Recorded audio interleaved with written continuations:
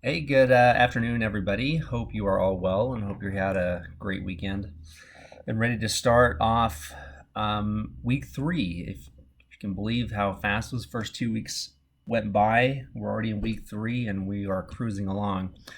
And this is where, of course, if you looked at the assignment for this coming week, this is where we really get into the meat of the things that we're going to be discussing in this class. We have our first milestone assignment due this next week, so we'll talk a little bit about that here at the end. But this week we're talking a bit about physician professional responsibilities, a little bit more about medical malpractice. I want to emphasize again the elements of a medical negligence case that will come into play for your assignment this week. So I want to make sure that that is really at the forefront of your minds.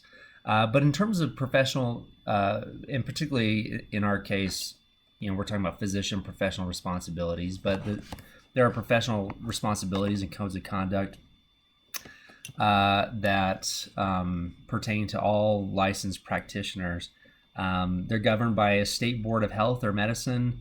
Every state has statutes or regulations that govern what constitutes unprofessional conduct. And unprofessional conduct is typically a very defined term.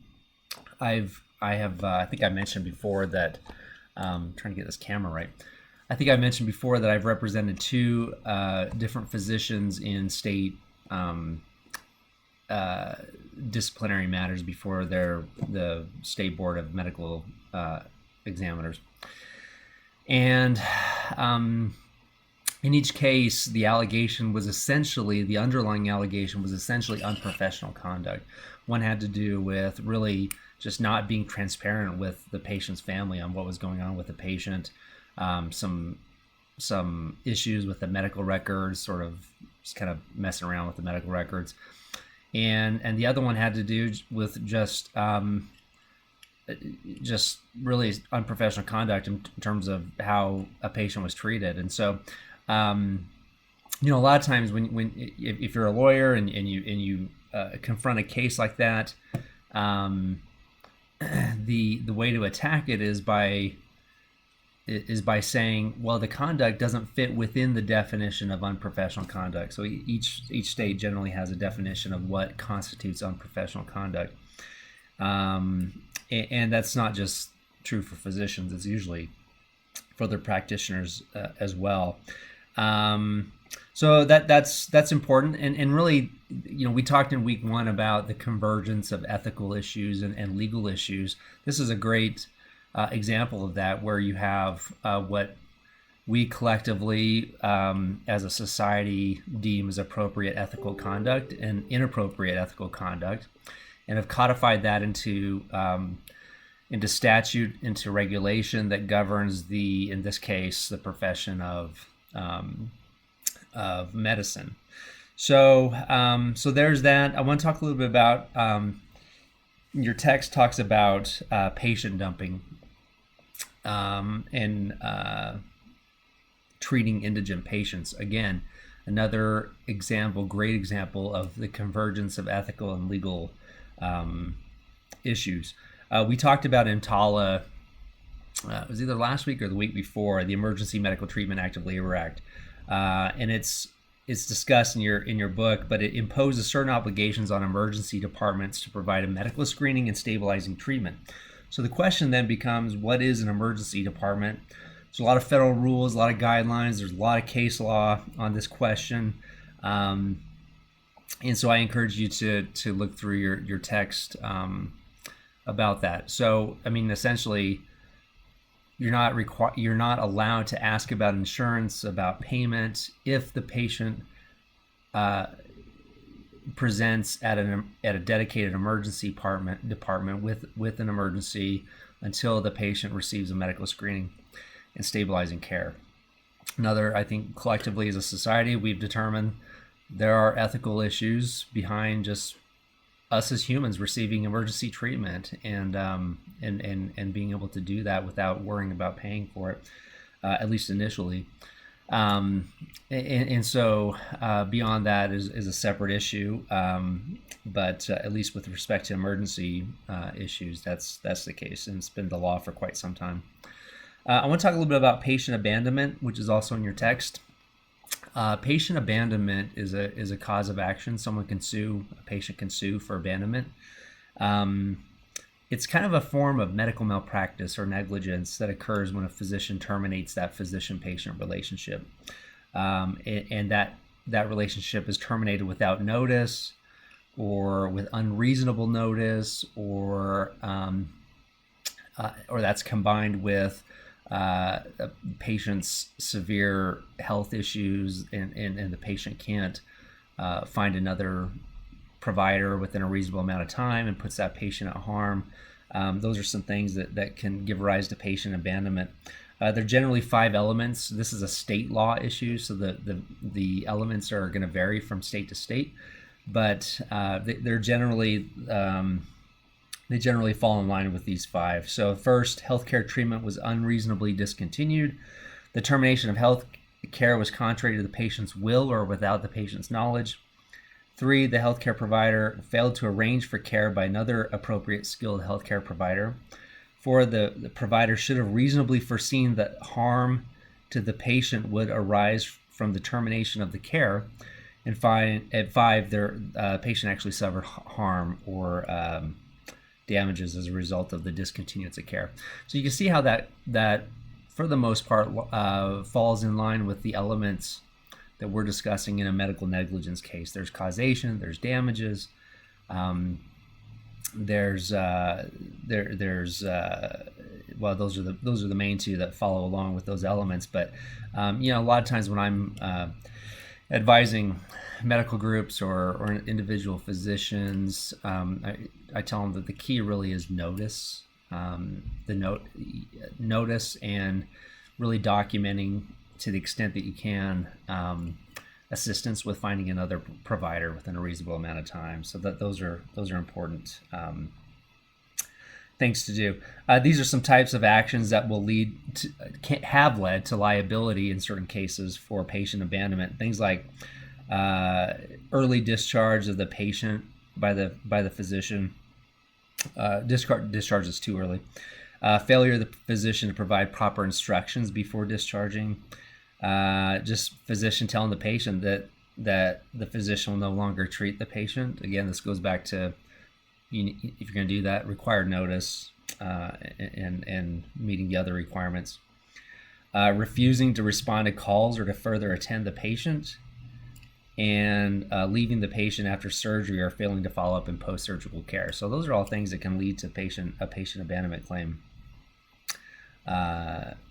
with respect to, and some of which falls in line with medical negligence. So I want to talk about medical negligence real quick, and I want to just touch upon HIPAA privacy as a precursor to the discussion question next week. This week, you have your first milestone assignment for the iTraldi case due at the end of this week.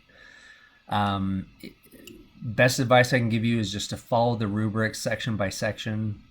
When it comes to the legal components are really the elements of the negligence case, of the medical malpractice case. So you'll see in the rubric that it requires you to describe the issues and the rules that apply. And that's really what it's asking you, is to follow that IRAC method of legal analysis. So state the issue, give me the rule, apply specific facts from the case, and then draw your conclusion. So, for example, if I were to go through that and I'd say, okay, the issue here is whether Dr. Ricketson or whoever you're doing the analysis about commit a medical malpractice or medical negligence. There are 4 elements in a medical malpractice case. The first is a duty. So that's the issue. Was there a duty? What's the rule? Well, the rule is the duty exists when the patient-physician relationship is created. Well, when is it created? So look at the facts. Once the patient receives care from the physician, that relationship is created. Give me the specific facts and come out with your conclusion. Then on to element 2. Element 2, was there a breach of duty? Was there a breach of that duty? did the physician fail to meet the standard of care? Well, what's the rule? What does it mean to breach the duty? What does it mean to not provide appropriate standard of care? And your text gives you that exact rule. And then apply the facts. Well, because of facts A, B, C, D, E, F, apply those to the rule, give me your conclusion, and then go on to the third element, which is causation, and the fourth, which is damages or harm. So that will be really important. Again, I think I'll emphasize this throughout the class. It's the analysis, the process is so much more important than getting any conclusion right, because if your analysis is right, I take that back. If your analysis is reasonable, your conclusion is going to be reasonable, and that's what matters. We're looking for reasonable conclusions as a result of a reasonable analysis. So please let me know if you have any questions about that. I want to finish off by just touching a little bit about privacy, HIPAA. Not this week's, but next week's discussion question has to do with, it's a HIPAA privacy question. You remember that HIPAA, there are actually three rules. There's a privacy rule under HIPAA, there's a security rule, and there's an enforcement rule.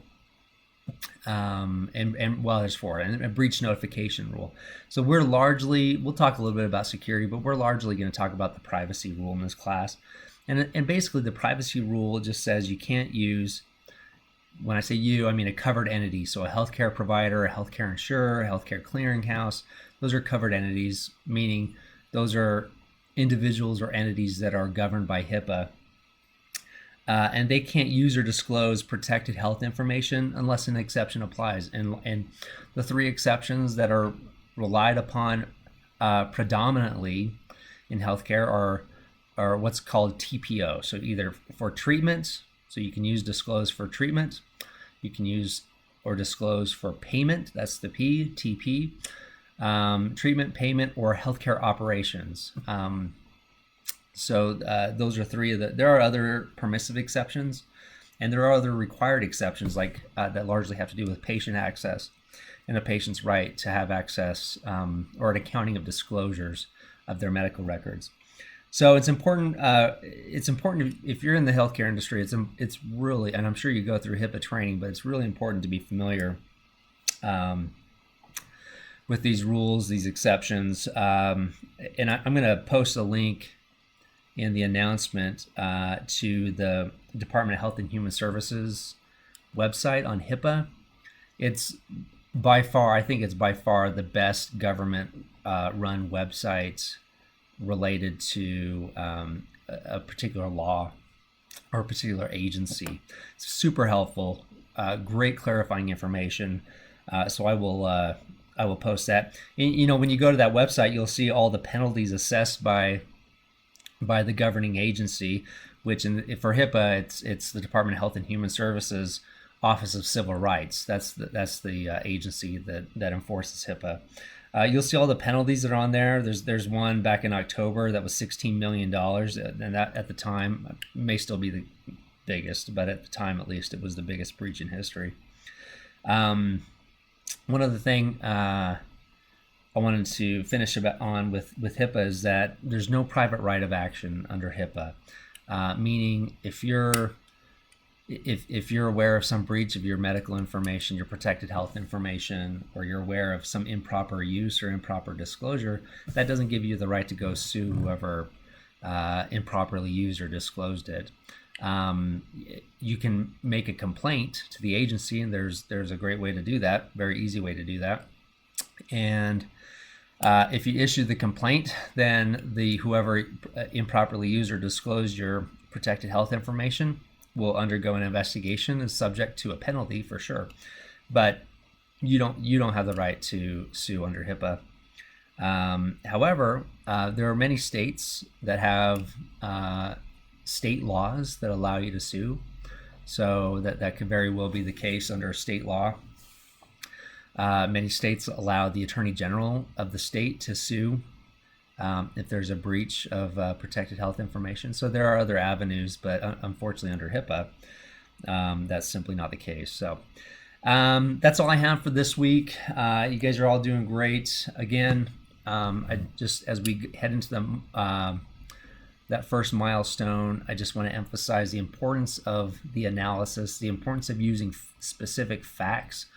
The key to a great analysis is the use of specific facts to demonstrate your analysis, to demonstrate your point, to support your conclusion.